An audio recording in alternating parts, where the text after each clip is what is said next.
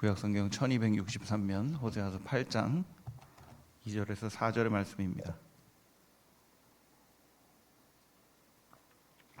호세아서 8장 2절로 4절 우리 함께 한 목소리로 합독하겠습니다.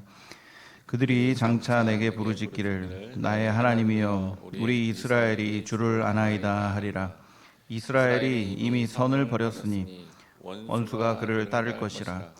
그들이 왕들을 세웠으나 내게서 난 것이 아니며 그들이 지도자들을 세웠으나 내가 모르는 바이며 그들이 또 그 은금으로 자기를 위하여 우상을 만들었나니 결국은 파괴되고 말리라. 아멘.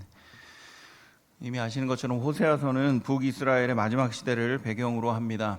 이스라엘의 마지막이었기 때문에 그의 타락상이 굉장히 심각하기는 했지만 그들 스스로는 겉으로 보기에 하나님을 섬기고 있다 여겼으리라 생각합니다. 여전히 제사는 드려지고 있었고 하나님의 이름을 부르는, 여호와의 이름을 부르는 사람들은 여기저기 많이 있었기 때문입니다. 하지만 그들의 마음은 하나님과 거리가 멀었습니다. 하나님께서는 언약을 통해 이스라엘 백성들을 백성으로 삼으셨고 또 그들에게 말씀을 주셨습니다. 하지만 그들은 말씀을 경시했습니다. 말씀을 이상하게 여겼습니다. 오히려 자신들이 원하는 대로 하나님의 모양을 만들어버리고 그것을 생각하면서 하나님을 안다라고 여기는 죄악을 저지르고 있었습니다. 그래서 하나님께서는 호세아 선지자를 통해 그들의 모습을 정확하게 지적하십니다. 그리고 그들의 결과가 어떠한지에 대해 경고를 보여주시고 있습니다. 오늘 말씀을 함께 묵상하면서 하나님을 안다라는 것에 대한 의미를 마음에 새기고 오늘 하루 또 우리의 인생이 하나님을 더욱더 알아가는 그런 인생으로 쓰임받기를, 또 그런 인생이 되기를 결단하고 소망하는 귀한 시간이 되기를 원합니다. 오늘 함께 봉독한 호세아서 8장 2절 말씀은 이렇게 기록합니다. 그들이 장차 내게 부르짖기를 나의 하나님이여 우리 이스라엘이 주를 아나이다 하리라. 이렇게 기록합니다.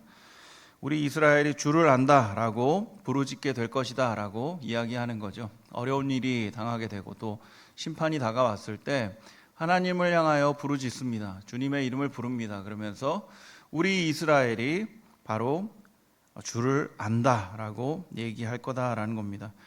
여러분, 안다라는 단어 어제도 최대현 목사님께서 잘 말씀해 주셨습니다마는 히브리 문화권에서는 이 안다라는 것이 그냥 머리로만 아는 것이 아닙니다.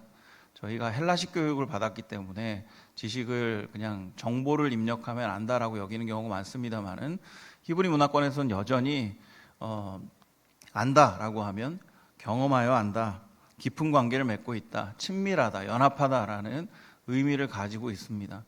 그러니까 사실 이스라엘 백성들이 하나님 앞에 나와서 우리가 주를 압니다라고 얘기하면 안 되는 거죠. 우리 입장에서 보면요. 하지만 이스라엘 백성들은, 북이스라엘 사람들은 하나님 앞에 나아가서 우리가 주를 압니다라고 얘기할 거다라는 겁니다. 그러니까 북이스라엘 입장에서는 하나님을 자신들이 부르고 있는 그 하나님과 친밀한 관계를 맺고 있고 그들과 연합되어 있고 그걸 깊이 경험하고 있다라고 주장한다라는 것입니다. 그 주장에 대해서 하나님께서 뭐라고 답하시는가? 이어지는 3절입니다. 이스라엘이 이미 선을 버렸으니 원수가 그를 따를 것이라 라고 얘기합니다. 좀 동문서답 같지 않으세요? 우리가 주를 압니다. 그러면 하나님이 난 너 몰라 이렇게 얘기하셔야 되는 거 아닙니까? 그런데 하나님께서 답을 주신 것이 이스라엘이 이미 선을 버렸다라고 얘기합니다. 그러니까 관계적으로 답을 하신 거예요. 하나님, 우리가 주님을 압니다.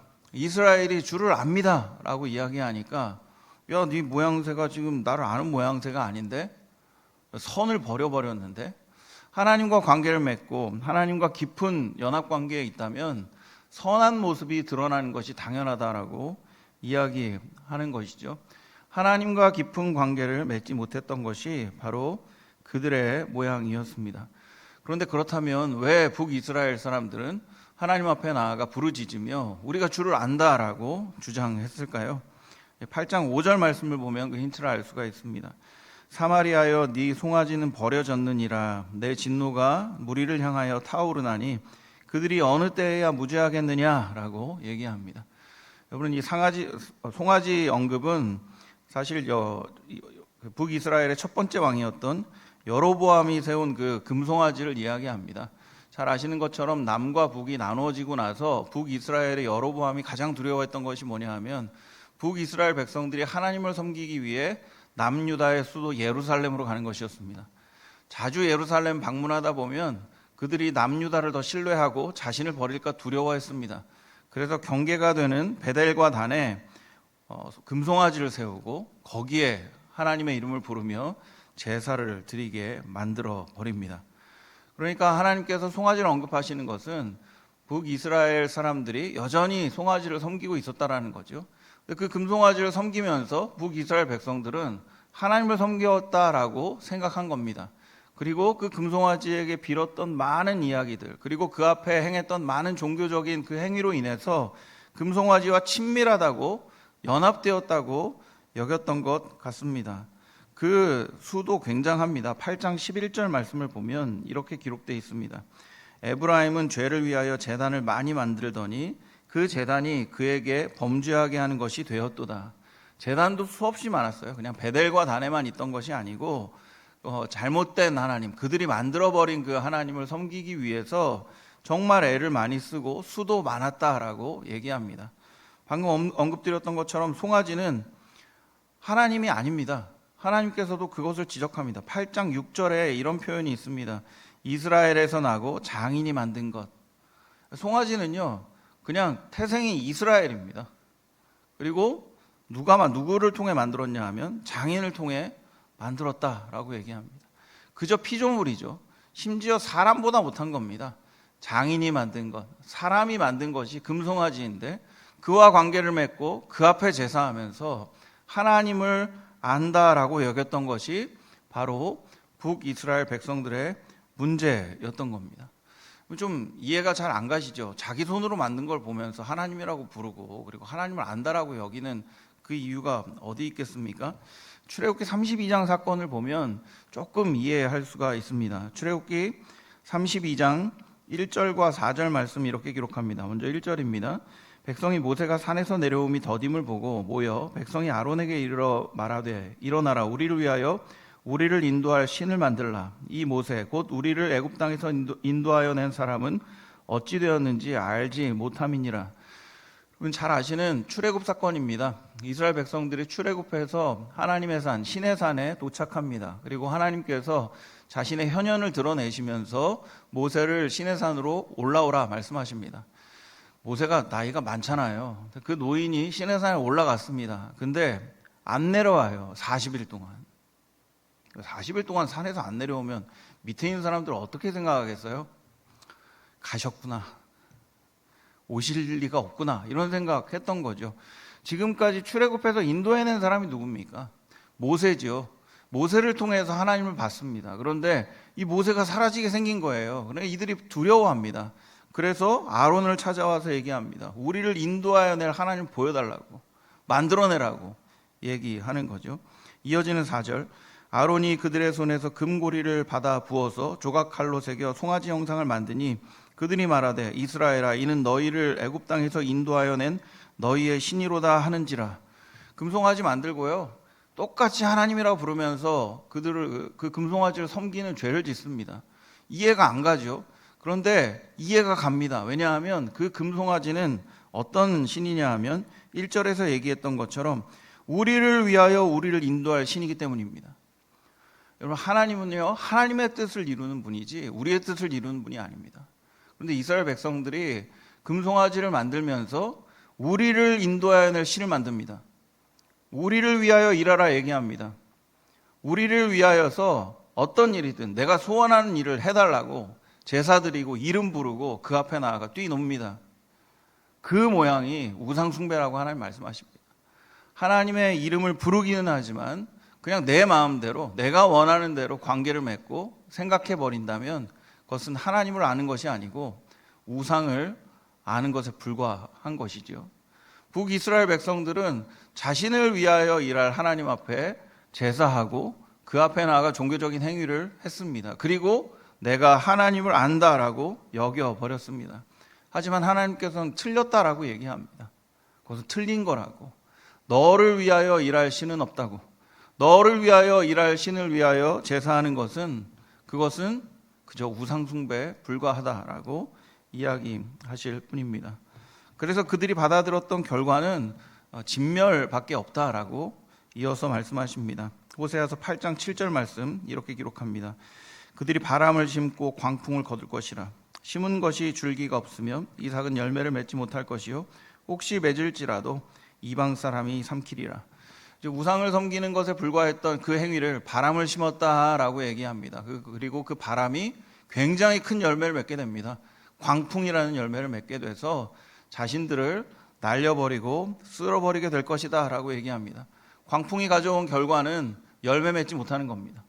아무것도 남지 않으니까 열매 맺지 못합니다. 혹 조금 남아가지고 열매를 맺더라도 그것마저 이방인들에게 빼앗기게 될 것이다 라고 얘기하고 있는 거죠. 하나님 없이 심는 것은 남는 것이 없습니다. 하나님을 심지 않으면 우리 가운데 남는 것이 없다라는 것을 명확하게 얘기하는 거죠. 하나님을 심지 않으면 조금의 소출이 나오더라도 자신들이 의지했던 다른 것에 의해서 무너지고 다른 자들에게 빼앗기게 될 것이다 라는 것을 성경은 이야기하고 있는 것입니다. 그렇다면 진정으로 하나님을 아는 것은 무엇이겠습니까? 이미 저희는 답을 알고 있습니다만은 말씀을 통하여 확인하면 좋겠습니다. 하나님을 진정으로 아는 것 12절 말씀을 통해서 유추할 수 있습니다. 12절 말씀 이렇게 기록합니다. 내가 그를 위하여 내 율법을 만가지로 기록하였으나 그들은 이상한 것으로 여기도다. 하나님의 지적이긴 합니다만은 하나님께서 그들이 하나님을 알지 못하는 이유에 대해 지적하는 겁니다. 하나님께서 이스라엘 백성들에게 수많은 율법을 주었다라고 얘기합니다. 율법은 무엇이죠? 말씀이죠. 말씀은 곧 하나님이십니다. 하나님이 어떤 분인지에 대해서 율법을 통해서 말씀을 통해서 수많은 방식으로 기록했다라는 겁니다. 그런데 그들은 그 말씀을 받아들이지 않습니다. 뭐라고 생각한다고요? 이상한 것이라 생각합니다. 우리와 비슷하지 않습니까?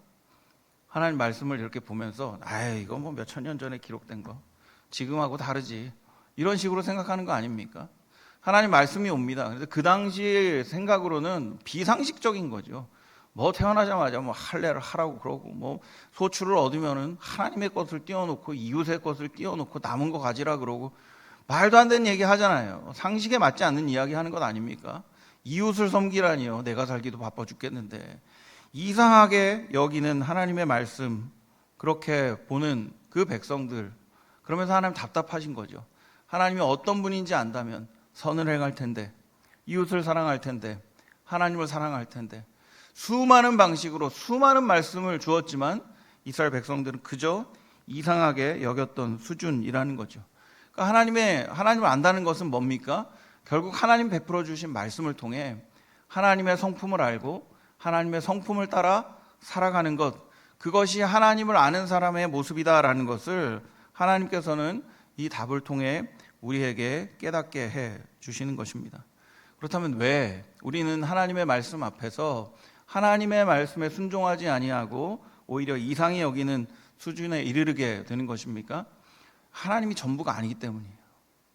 하나님이 우선순위가 아니기 때문입니다. 여러분, 이를 제일 잘 보여주는 사람이 사울입니다. 사울이 아말렉 전쟁을 통해서 큰 승리를 거뒀습니다. 그리고 하나님의 말씀에 온전히 순종하지 못했습니다. 원래 아말렉을 진멸하라고 말씀하셨죠. 그들의 좋은 것들까지 싹 없애라고 말씀했습니다. 그런데 사울이 좋은 가축들은 남겨두었습니다. 그러면서 사무엘에게 핑계대죠. 하나님께 제사하려고 그랬다가 된통 욕먹습니다. 순종이 제사보다 낫고 듣는 것이 순양의 기름보다 낫다라는 표현을 하면서 떠나려고 합니다. 그랬더니 사울이 그를 붙들면서 했던 말이 이겁니다. 사무엘상 15장 30절 말씀입니다. 이렇게 기록되어 있습니다. 사울이 이르되 내가 범죄하였을지라도 이제 청하옵나니 내 백성의 장로들 앞과 이스라엘 앞에서 나를 높이사 나와 함께 돌아가서 내가 당신의 하나님 여호와께 경배하게 하소서 하더라. 지금 하나님 앞에 나가서 예배하자고 얘기하는 겁니다. 근데 이유가 뭐예요? 내 백성, 내 장로들 앞에서가 중요합니다. 지금 사울이 하나님보다 뭐가 더 중요하다고 얘기합니까? 내 백성이 중요하다는 겁니다. 표현도 기가 막히지 않습니까? 내 백성, 당신의 하나님입니다. 백성이 내 백성이에요. 백성이 나의 전부입니다. 백성이 나의 삶의 의미입니다. 하나님은요, 당신의 의미, 사무엘의 의미, 나하고는 좀 거리가 먼 분. 내 재산은 드려드릴 수 있는데 내 전부가 되시는 분은 아닌 분. 우선순위가 되는 분은 아닌 분. 하나님이 전부가 아니니 하나님의 말씀에 온전히 순종하지 않게 됩니다. 하나님이 우선순위가 되지 않으니 하나님의 말씀이 이상하게 여겨지고 다른 사람의 말, 다른 우선순위에 맞추어서 온전히 순종하지 못하게 된다라는 것을 사울이 명확하게 보여주고 있습니다. 사랑하는 성도 여러분, 오늘 말씀 앞에서 우리는 하나님을 바로 알고 있는가라는 질문 앞에 답을 해보는 시간이 되었으면 좋겠습니다. 왜 하나님께 기도하고 있습니까? 무엇을 놓고 무엇을 구하며 주님 앞에 나아가고 있습니까? 내가 생각하고 있는 하나님은 어떤 분입니까? 혹시 이스라엘 백성처럼 나를 위하여 일해 주시기를 원하고 나를 위하여 나를 인도해 주시기를 바라는 마음이 있다면 하나님을 바로 알지 못할 가능성이 있다는 것을 오늘 말씀 앞에서 좀 두려워하는 시간이 되었으면 좋겠습니다. 하나님의 말씀이 전부가 되고 하나님의 말씀을 우리의 마음판에 또 우리의 삶 가운데 심었을 때 하나님이라는 열매가 맺혀지게 됩니다. 그래서 하나님의 성품이, 하나님의 뜻이 우리의 삶을 통해 세상 가운데 증거가 되는 것입니다. 저도 이 말씀 묵상하면서 참 두려웠습니다. 저의 기도를 제가 뻔히 알거든요. 제가 구하는 것들 하나님을 위한 것인가? 하나님을 구하고 있는가? 하나님만으로 기뻐하고 있는가? 내 삶이 예수 때문에 기쁜가? 예수님만이 정말 나의 기쁨의 이유인가? 아니면 하나님이 주실 것이 목적이 되어서 하나님 앞에 나아가고 있는 것은 아닌가? 그런 두려운 마음이요.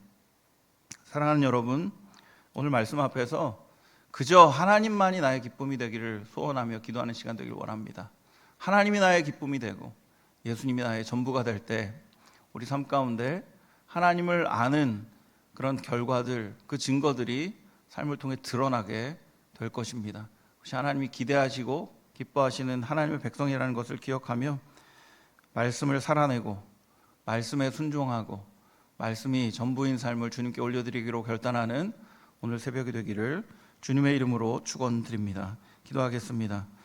사랑이 많으신 아버지 하나님, 우리 가운데 수많은 말씀을 허락해 주셨음에도 불구하고 여전히 나라는 인생에 사로잡혀 주님의 말씀에 온전히 순종하지 못하고 오히려 이스라엘 백성처럼 이상히 여기는 우리의 모습이 있지는 않은지 돌아봅니다. 하나님 우리의 전부가 되길 원합니다. 예수님이 우리의 전부가 되길 원합니다. 그 주님을 심고 주님께서 우리에게 말씀해 주신 그 말씀이 삶을 통해 드러나길 원합니다.